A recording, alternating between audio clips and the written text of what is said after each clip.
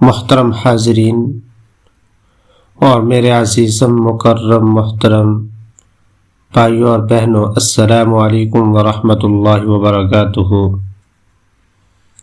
ایک دفعہ پھر میں اپنے چینل پر موجود سب بھائیوں اور بہنوں کو خوش آمدید کہتا ہوں۔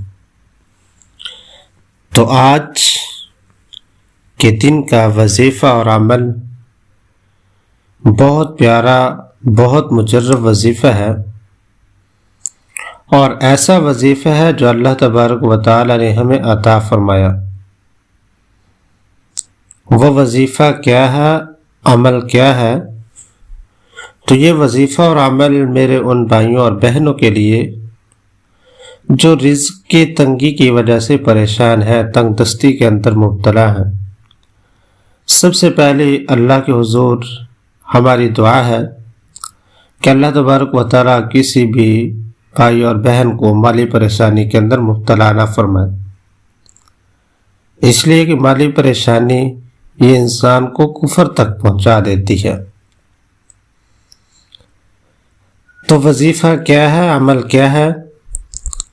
تو وظیفہ اور عمل کرے، لیکن اس سے پہلے ایک دو باتوں کا خیال رکھنا ضروری ہے۔ نمبر 1، وظائف کا مطلب یہ نہیں ہوتا کہ وظائف کریں، اعمال کریں اور احکام اور جو اللہ رب العزت کی ذات کی طرف سے ہمیں فرمان ملے ہیں ان کو چھوڑ دیں۔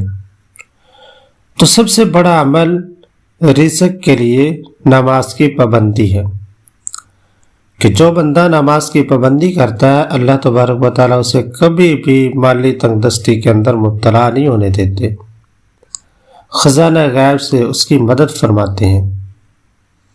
اور قرآن میں بھی ہے وَمَنْ أَعْرَضَ عَنْ ذِكْرِي فَإِنَّ لَهُ مَعِيشَةً ضَنْكًا وَنَحْشُرُهُ يَوْمَ الْقِيَامَةِ أَعْمَىٰ، کہ سب سے بڑا مسئلہ وہ رزق کی تنگی کا ہے۔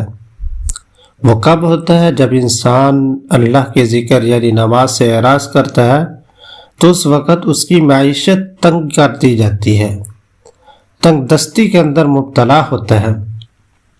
تو آج کا وظیفہ نہایت مختصر صورت، جس کو سورۃ الغنا بھی کہتے ہیں، سورۃ الغنیجہ بھی کہتے ہیں، سورۃ الواقعہ بھی اس کا نام ہے، مالدار کرنے والی صورت۔ یہ صورت کب تلاوت کرنی ہے، کیسے عمل کرنا ہے؟